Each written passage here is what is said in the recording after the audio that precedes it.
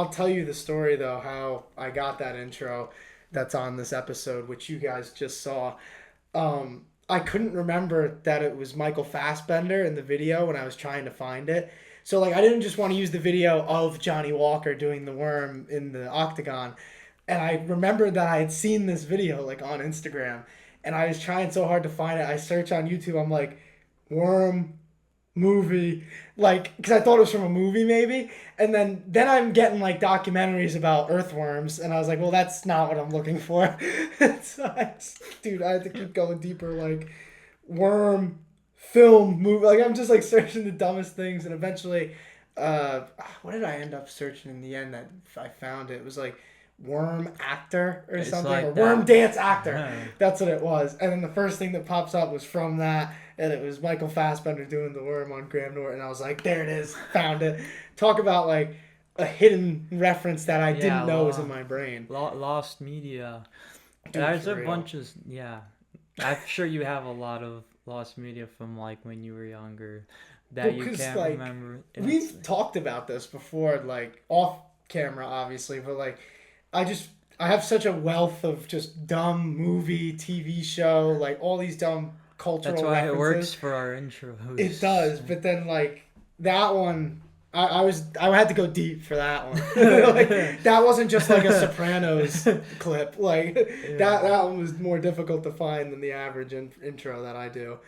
But yeah, we hope you guys enjoy those. But nonetheless, ni hao. We gotta talk Yeah, about UFC Shanghai. I think it's fitting for someone like Johnny Walker who's been around. Like I think the more well endowed UFC fan knows who Johnny Walker is, but he doesn't get that.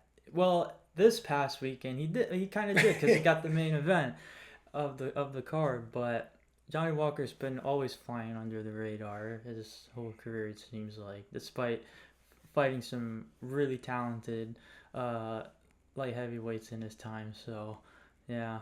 I mean, he's a guy. We'll get into it. Well, Like, this fight, if I may kick it off, yeah, of this course. fight with Zhang, I don't, I think everyone kind of had all their chips placed in on a first round finish. I think everyone was kind of expecting like this early ass card is gonna wrap up quickly here in the end. Always what happens. Too. Yeah, and then Johnny Walker comes out with Johnny Walker, the wrestler, comes out with the freaking Oh, so Dagestani. you're a wrestler Yeah, exactly. He got that right after Hamzat wins the title. He's like, "Oh, I'm a wrestler now." now. Taking notes. Yeah, he's taking notes. He's taking notes, and then, yeah, not a nice guy either with the fake glove touch. Of course, Johnny Walker of all people to do the fake Confidence. glove touch, but Zhang actually stuffed that takedown right off the bat pretty well. So I think I think like Zhang himself is a pretty sharp fighter. Another rather underrated name, but Johnny Walker. I don't honestly. I'm pretty impressed that he's still able to do this in here in 2025. I mean, he's a test Again, for anybody. I mean, look at him, just even physically, the way he's built and the way he fights too, and his natural athleticism and power that he has. I mean, it's a problem for anybody, especially when you go later and later into the fight, because you don't really think about it because everybody remembers back like when John Jones was champion, when Johnny Walker was like the second coming. Like everybody was talking about Johnny Walker. And I actually saw a meme on Instagram that made me laugh because I think it's actually a pretty accurate comparison. But it was when Colin Cowherd was talking about Ben Simmons, and he's like, "Thanks, LeBron." He goes, "You're good. We got Ben Simmons now." Like that's how people were talking about Johnny Walker in like 2018, 2019. But then obviously, he ran into some tough competition, got some bad losses, but he's kind of been able to rebound and to turn away a big prospect like Zhang Minyang. I think that's pretty impressive because to be honest, I thought that this was going to be a really tough fight for Johnny Walker. oh yeah, And it was. absolutely, It definitely was. absolutely.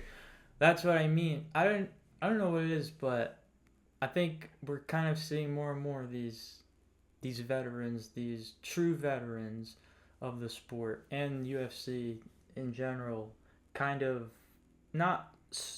I guess stall is the right word for these touted prospects. That, not to say that the vets are kind of being served on a silver platter, like, you're supposed to win this fight, but at the same, you're supposed to win this fight, and this guy has name value. But because we kind of saw it with Tim Elliott over Asakura on the pay per view, and now, for instance, Johnny Walker kind of still has his rightful claim to why he's still a top 15 light heavyweight. So Yeah.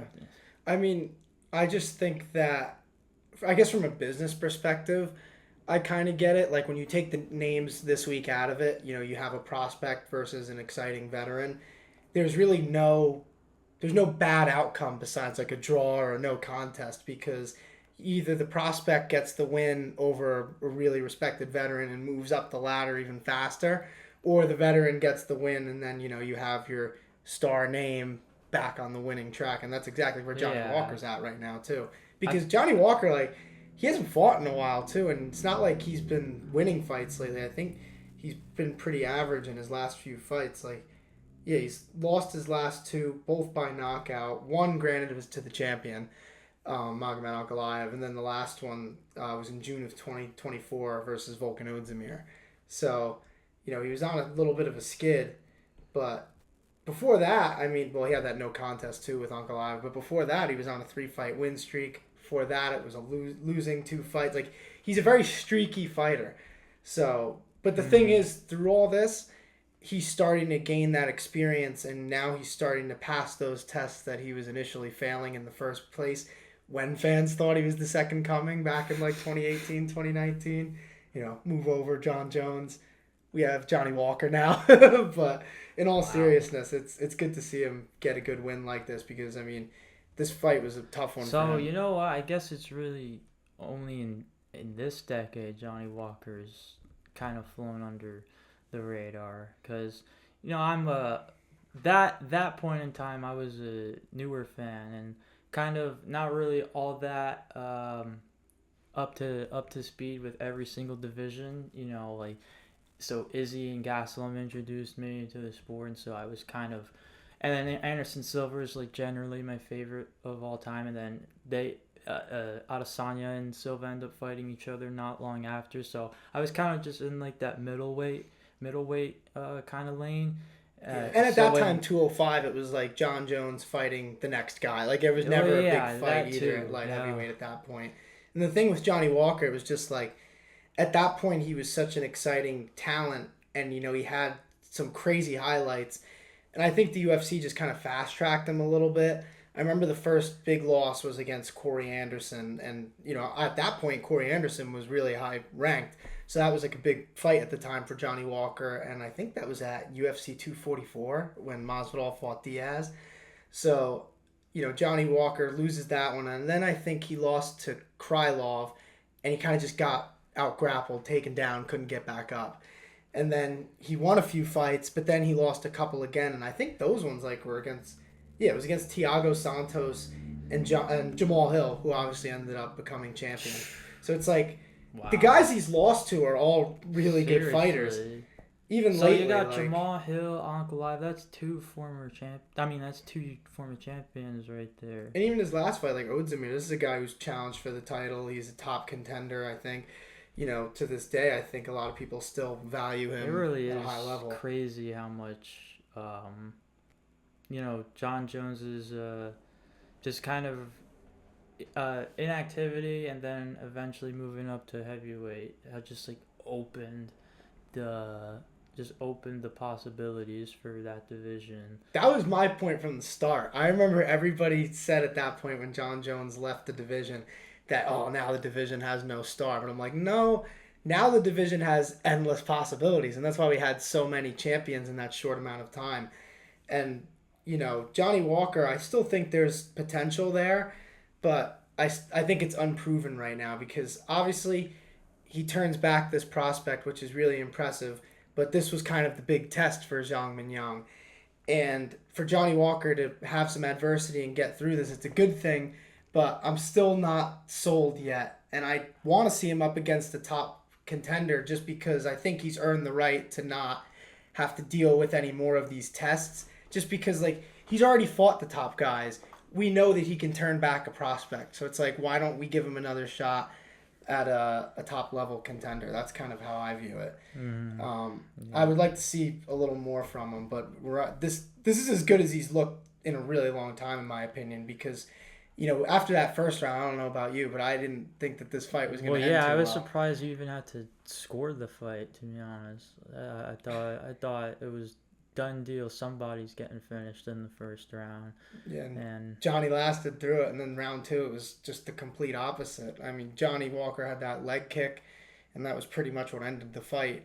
And, you know, it was just... and I thought the stoppage was a bit crazy, too. Like, I thought that Zhang was done long before Goddard stepped in there. But, you know, either way, Johnny gets the TKO in round 2, and now he moves up a little bit at light heavyweight. And like I said, I do think he's earned the right to test himself again against top contenders. Just right now, I think a lot of them are booked. Like, I think he called out Jan Blachowicz, but Blachowicz has a fight booked.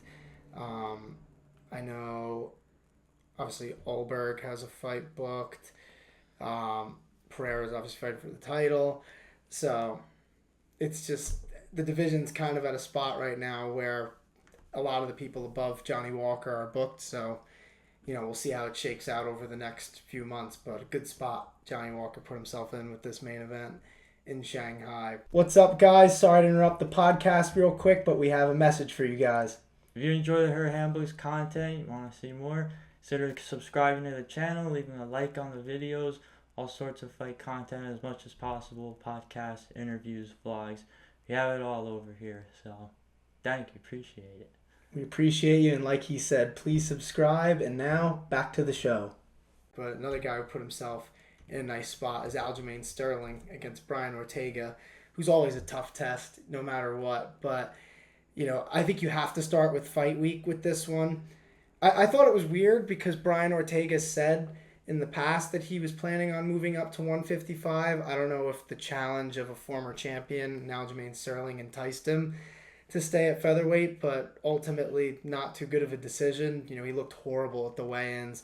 Catchweight fight now at 153. I honestly thought it was going to get canceled, but I guess it was good that the fight took place because I thought Ortega, even though he lost, like, it didn't look like he didn't deserve to be there. Like, he seemed to kind of get it together a little bit between weigh-in and fight night, but either way, you could tell he kind of fought tentatively against Aljo. You're not used to seeing Aljo do what he was doing on the feet against Ortega. And Ortega's got good boxing, too. That's the thing.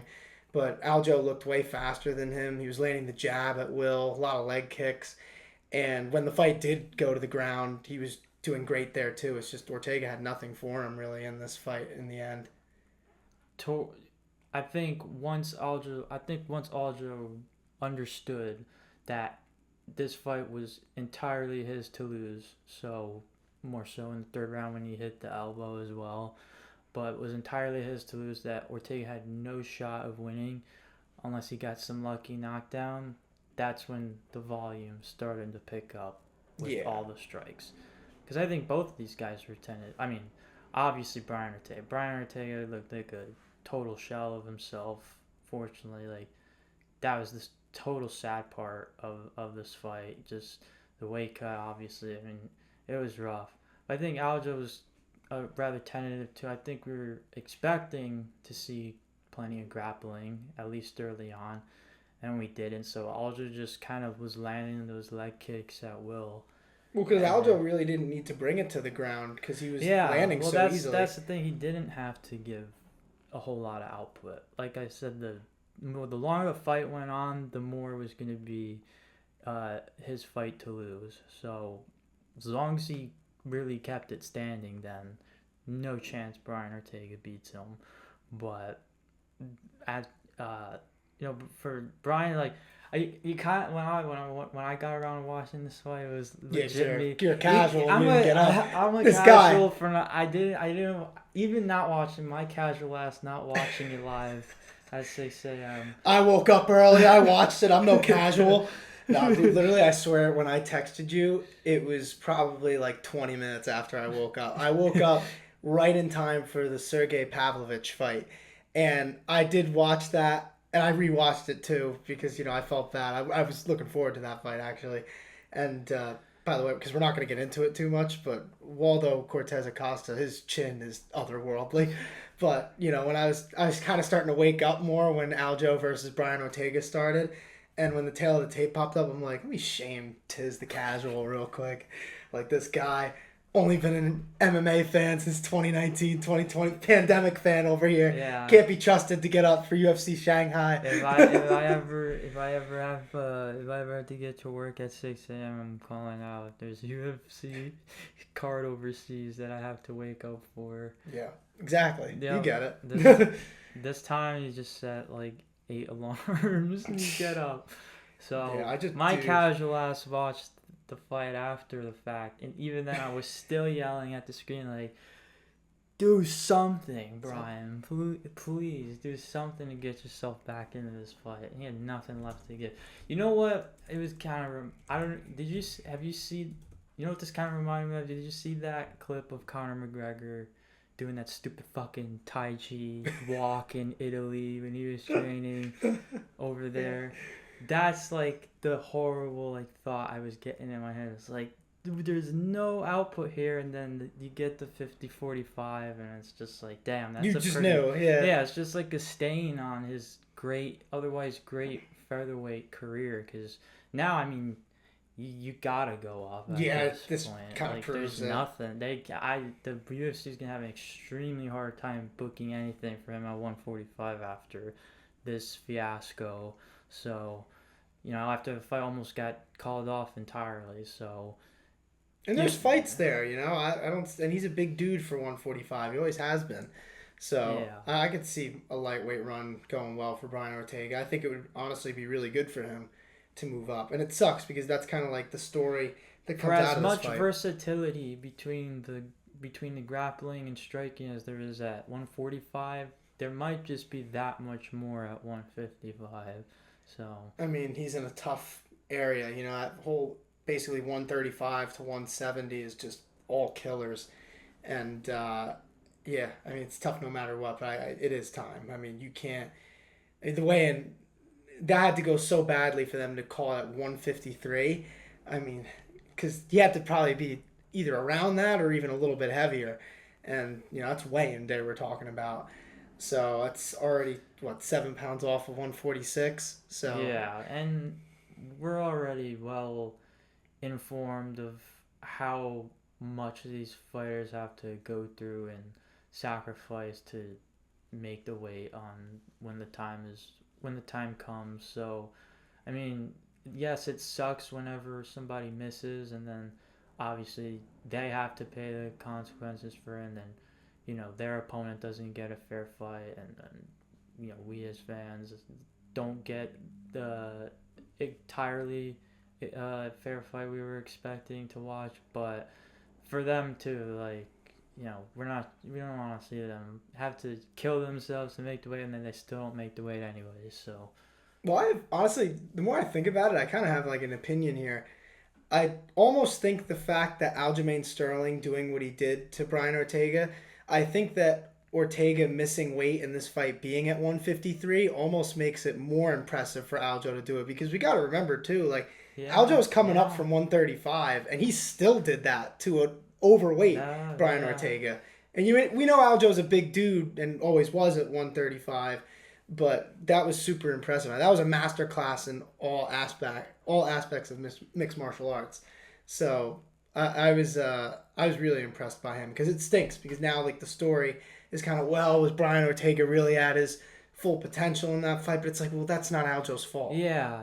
Well, you know what? For Aljo, now they've got a bigger Aljo, obviously, up a weight class, and should he fight Volkanovski or Lerone Murphy in the near future, let's hope that he can make it past 5 rounds if it gets to that, because he's getting tired getting tired. Yeah.